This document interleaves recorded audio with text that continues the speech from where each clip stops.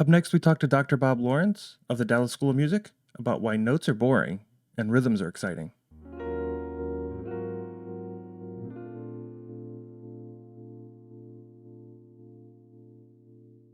Hey, Dr. Bob, it's so good to have you on the show. Thank you for coming on. Josh, my pleasure. Happy to be here.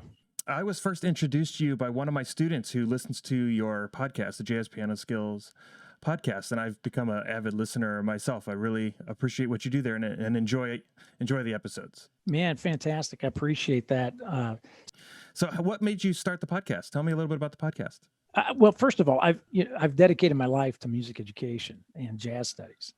It's kind of interesting because the podcast came about really because of students. Students had been asking me for years, hey, you should actually record, like do a podcast of your educational content, your teaching. They just kept putting the pressure. The students actually kept putting the pressure on me. And so I did a little recording and put it out there. And all of a sudden I got some responses from people that were listening from different parts of the country. I understand you run a music school there in Dallas, and you can tell that the podcast is put together by an educator because, like, from episode one, it keeps building on itself. Especially maybe like the first 10 episodes or so are progressive, right? And I think our coronavirus situation has has amplified that a little bit, right? Because you have so many people at home now looking just for something to do, and maybe used to play and are looking to pick it up again and have some spare time. And a podcast is a perfect way to do that when you can't get together with a teacher. So tell me about you. Who are your jazz inspirations?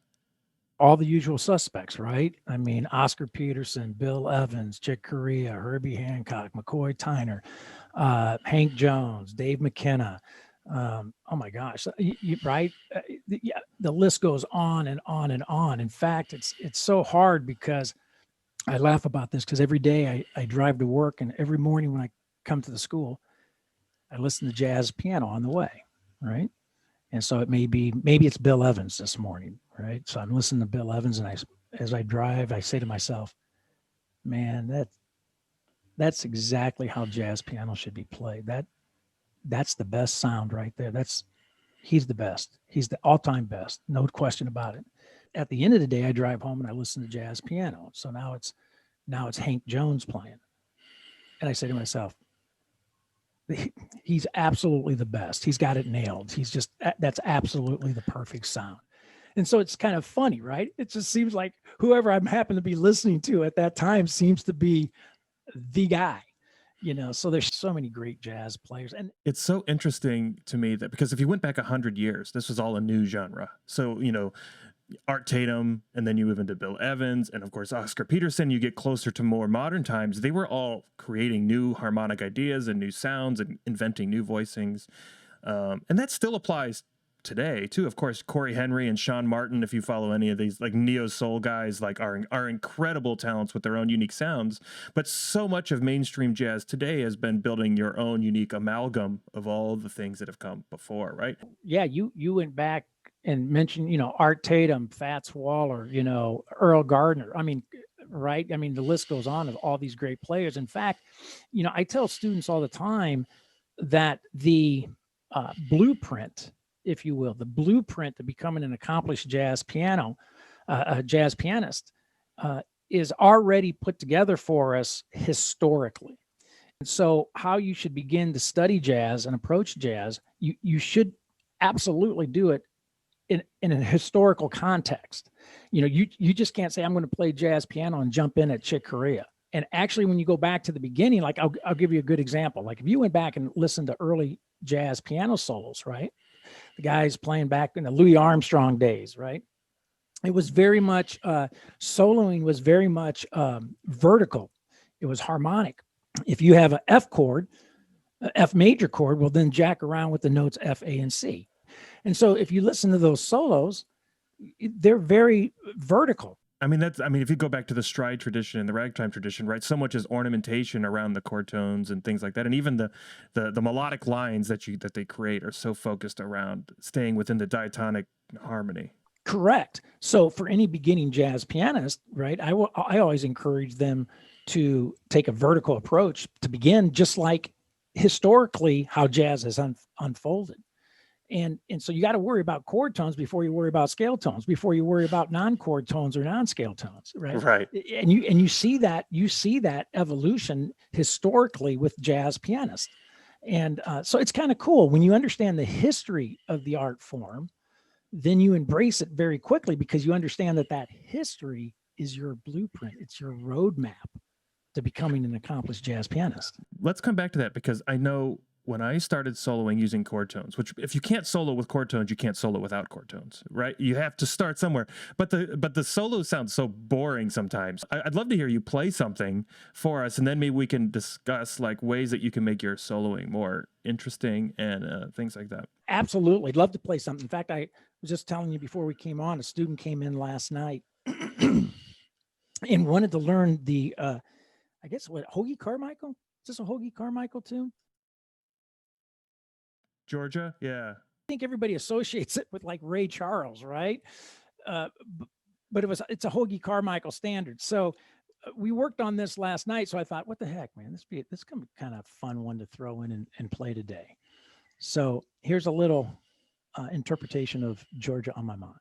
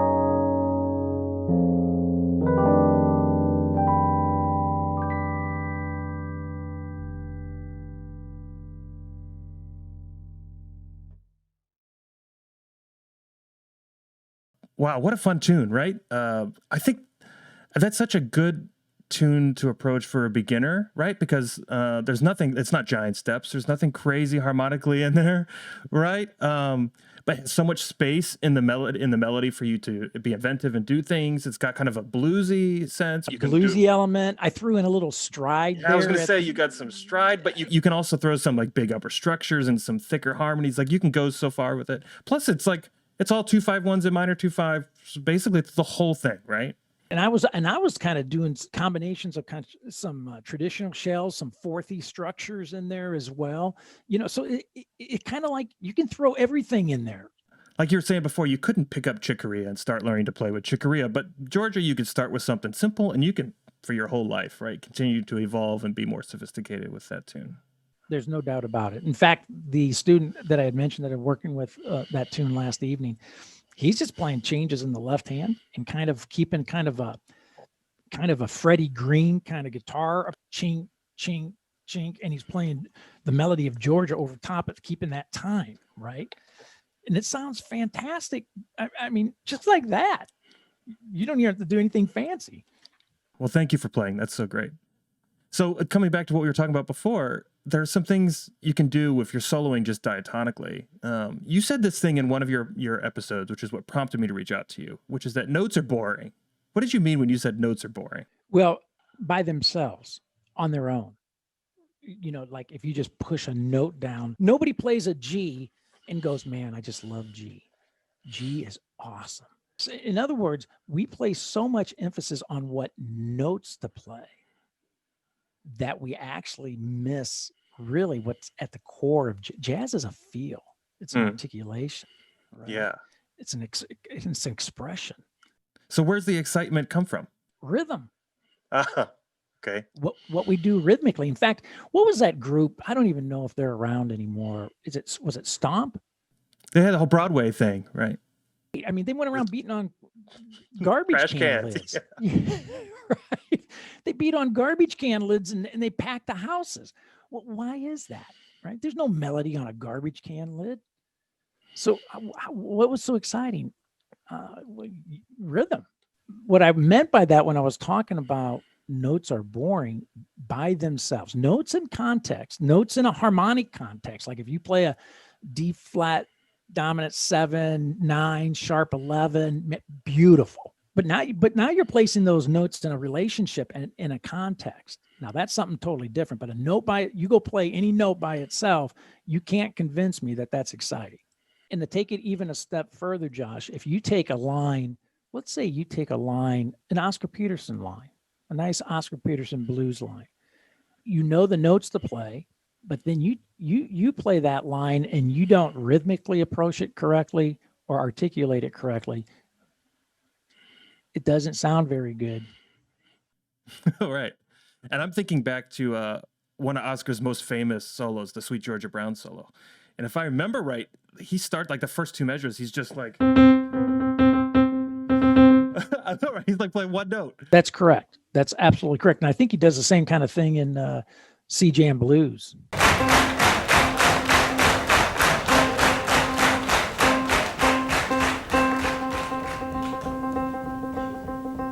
Well, I mean, this is your example, right? This is from your podcast with C-Jam Blues, but Duke Ellington or whatever. The whole thing is two notes.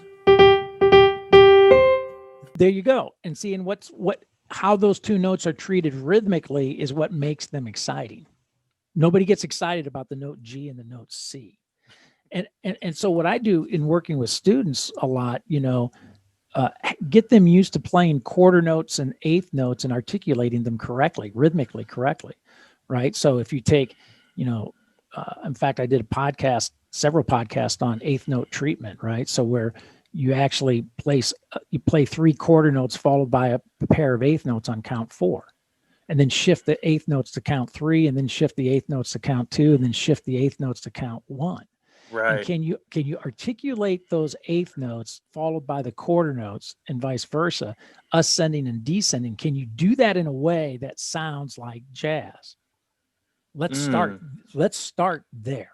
And then I'll have students actually pair them up, right? Put eighth notes on count 1, count 3, eighth notes on count 2, eighth notes on count 4. How about eighth notes on counts 1 and 2? Now shift the eighth notes to 3 and 4. And to be consciously aware of where you're placing those eighth notes and get comfortable ascending and descending through those patterns with a nice jazz feel, a nice articulation. After I listened to your C-Jam Blues episode where you talked about this, I went back and looked at my transcription of Brad Maldau's Blackbird. And I think like the entire solo, every phrase starts on a different beat. Right. See, that's right. He's moving things around. I did this when I was learning my Red Garland comping, right? Right. Because you work so much on that feel.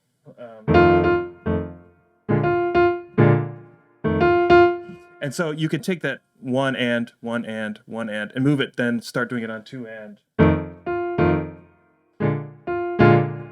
then you do it on 3 then you do it on 4 and then. And, I think it's really important too, to mention that, when you're practicing rhythmic ideas, you should approach everything in a formulaic way, right? So when I'm saying like, hey, be intentional about I'm going to place a pair of eighth notes on count 4. And now I'm going to play quarter notes on count 3, swing feel, ascend, eighth notes on count 4. And then you switch to count 3 and count 2 and count 1, etc. And I tell students all the time, you have to be formulaic because you need to be able to take that now and transplant it to other keys and other harmonic relationships, right? If it's not formulaic, you're kind of throwing darts at a dartboard, quite honestly. And here is what I constantly hear from students when I lay out very formulaic ways to practice rhythmic ideas, time, and feel. They will always say this: do you really think like that when you play? And I go like this. I go, no. I think like that when I practice. When I play, it's a time to rely on all those things that you've developed in your playing, in your feel, in your time, in your mind, all of that, and just play. Let it come out. But you have to think like that when you practice. That's how you develop. Yeah, it's almost comical to think Brad Maldau doing this Blackbird solo was thinking, well, I already started on beat 3 twice, so I better not do that again, right? There's no way he's doing that. He's just learned. It's part of his feel now. You should be thinking about those things when you practice. Chord scale relationships, what sounds match up, what melodic sounds match up with these harmonic shapes. That's what practicing is about, right? Right. So you could say that about any aspect, any skill that you're approaching within this art form we love called jazz. You can say that about any of it. You should be thinking very analytically when you practice. Absolutely. When you play, let's play. Yeah. So we've talked about starting and ending lines at different parts of the measure. That's certainly part of rhythm, but there's also like rhythmic duration, like eighth notes versus triplet feels, or right. So it's so important to be able to play any of the lines you're practicing in all these different feels. Right. And that's where I think that, using the technology that you have today, you read all these, software applications and play along tracks and things that you can go in and change the groove and change the tempo. And, man, in the old days, there was only one way to test your understanding of how well you were developing your sense of time, your feel, your articulation, your ideas, different grooves. There was only one way to test that. And that was the jam session, the public jam session, right. The jam session with everybody listening, the jam session with people in the audience, the jam session with other musicians standing on the side of the bandstand, right? So then you go and you test how well you think you're doing, right? A lot of embarrassing moments. Yeah. You have so many more tools available than just the metronome, which, by the way, the metronome is my greatest enemy. But yeah, you're right. Like back Count Basie, do you think he put like iReal Pro on and jammed around with the backing track? Of course not. Like he had to pay these guys to be his backing track in his practice sessions. But you want to know what's funny? These old guys, even my old teachers, man, that are long gone now, if they came back to life and they saw things like iReal Pro and Band in the Box, okay, the first thing they would say is that, man, that's like steroids in baseball, dude. You're like cheating. Yeah. And then the second thing they would say is, I would have given anything to have that tool to be able to develop my skills when I was here. That and the ability to go on the YouTube and pull up Nat King Cole 1940 and listen to him play piano. I have my love-hate relationship with streaming services because I know what it's done to the careers of so many musicians. But to be able to say, hey, I'm going to go play Georgia like you did, you can go into Spotify and search for Georgia on My Mind and no joke, find 700 variations of it to give you so many ideas. I tell my students, look, if you're really wanting to develop into a jazz pianist and you don't, you have no one to blame but yourself, because you got all these tools at your fingertips, all these amazing tools at your fingertips that just weren't there 20 years ago, 30 years ago, 40 years ago, right? They just weren't there. So if I'm a piano player wanting to get better at my rhythm, what are some things I could do? We talked about building some exercises, starting on different beats in the measure, playing with eighth notes versus triplets. Do you have any exercises that people should work on? Would recommend going out and buying some percussion books. I go down to the percussion lab here at the school and I steal them from the drum faculty. And so what I'll do is we put up snare drum rhythms, right? We'll put on some kind of, drum back, swing groove or something. And I will have students play those rhythms harmonically. So maybe it's like a 1-6-2-5-1 progression, and we're taking this rhythmic line from a snare drum and we're using that as a comping pattern. And so I would start there, snare drum books. And the rhythms are already there. They're already laid out and they're progressive, right? You keep turning the pages. It keeps building from, starting off with basic quarter note, half note, whole note combinations. And then all of a sudden the eighth notes sneak in, and then there's dotted rhythms that sneak in. Then there's the triplets that sneak in, right? How fantastic is that? As a pianist, man, grab those snare drum books and start comping those rhythms. What a great way to learn like your polyrhythms and stuff too, because I know the drum books focus so much on 3-against-2 and the coordination of those kind of things, right? Yeah, great. Where do we get more Dr. Bob? Well, jazzpianoskills.com would be a great place to start. That's where I host my podcast that you mentioned earlier. Every week, I release a episode on discussing a different jazz skill, produce educational content packets and materials that are downloadable that are supplements to each episode. So for a deeper dive into that skill. So there's courses that are available there at jazzpianoskills.com as well. I host an online masterclass every Thursday evening, 8 p.m. Central Time. Individual and private instruction and lessons, the Dallas School of Music. I have a lot of students that I teach online, just like what we're doing here now and discussing. It works. The technology works fabulous. So if somebody wanted to hook up one-on-one instruction, I'm available to do that as well through the Dallas School of Music. Great. Well, I will put in the description underneath the video, I'll put a link to the podcast and the Dallas School of Music, but I'm going to also link specifically to the CJAM Blues episode, because I think that's a great place to start if you're interested in this particular rhythm is exciting topic. Really appreciate the time today, Dr. Bob. I really enjoyed your rendition of Georgia, too. You've inspired me to pull that one back out, and I think I'm going to have to drop in on one of your Thursday night master classes. Hey, my pleasure. Thanks, Josh.